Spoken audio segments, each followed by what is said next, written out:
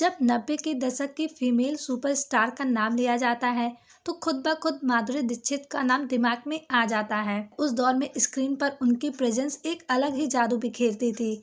लोग न केवल उनकी एक्टिंग बल्कि उनकी खूबसूरती और स्माइल के भी दीवाने थे। क्या आपको पता है कि जब माधुरी दीक्षित ने एक्टिंग शुरू की थी तो उनकी डेब्यू मूवी से लेकर अन्य कई फिल्में बैक टू बैक फ्लॉप हुई थी, जिसके चलते माधुरी दीक्षित ने एक्टिंग छोड़ने तक का मन बना लिया था। लेकिन बाद में एक फिल्म ने उनकी किस्मत बदल दी। माधुरी दीक्षित का जन्म 15 मई 1965 को मुंबई में हुआ था। पिता शंकर दीक्षित और माता स्नेहलता दीक्षित की लाडली माधुरी को बचपन से डॉक्टर बनने की चाह थी, लेकिन वह अभिनेत्री बन गई।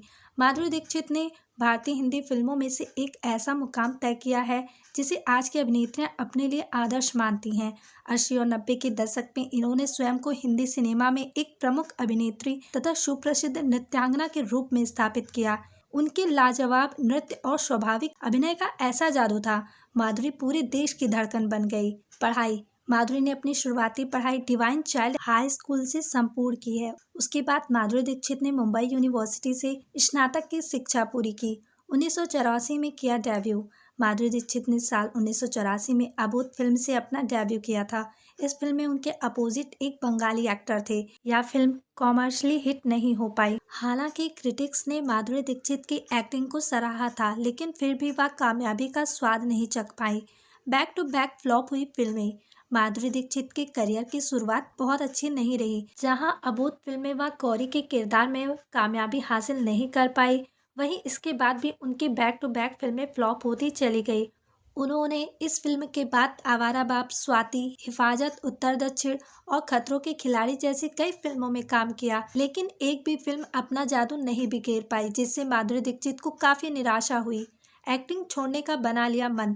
जब माधुरी दीक्षित की लगातार सभी फिल्में फ्लॉप हो रही थी तो उस समय वह बहुत बुरी तरह टूट गई थी।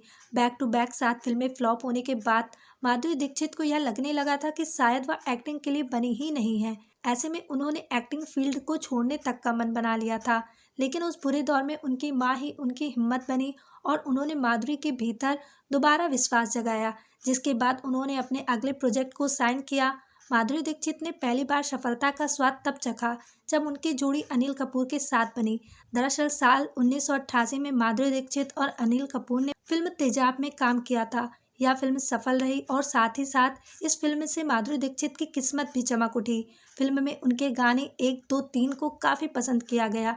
उनका आउटफिट पर डांस बहुत अधिक पॉपुलर हुआ था। करीबन 35 सालों बाद भी लोग गाने में उनके लुक को रिक्रिएट करते हैं। साल 1990 में उन्होंने आमिर खान स्टारर फिल्म दिल की है।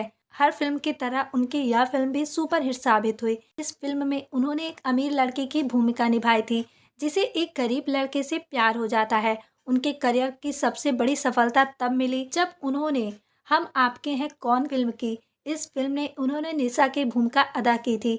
यह हिंदी सिनेमा की पहली फिल्म थी जिसने वर्ल्ड वाइड वेब पर सबसे ज्यादा कमाई की थी। इस फिल्म का यह रिकॉर्ड गिनीज बुक में भी दर्ज है। इस फिल्म ने उनके किरदार के लिए आलोचकों से बहुत अच्छी और सकारात्मक प्रतिक्रिया मिली। इस फिल्म में माधुरी के अलावा सलमान खान, मोहनीश बहल, रेणुका साहनी, अनुपम खेर, आलोक नाथ भी नजर आए थे।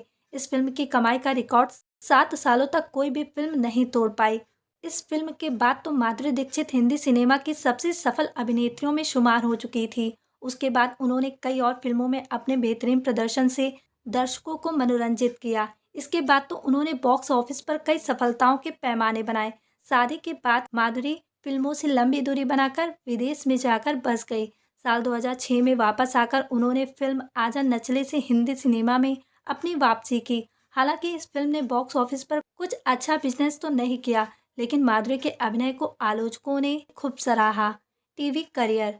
इन्होंने अपने टीवी करियर की शुरुआत साल 1985 में राजेश्री प्रोडक्शन के शो पेइंग गेस्ट से की थी। वह इस शो में मेहमान की भूमिका में नजर आई थी। इसके बाद साल 2001 में वह सोनी के शो कौन बनेगा करोड़पति में नजर आई। दीक्षित बतौर जज dance based reality show Nach Baliye में भी नजर आ चुकी है। समाज सेवा। 2009 में दीक्षित ने एनडीटीवी टोयोटा ग्रीन थॉन के लिए प्रदर्शन किया।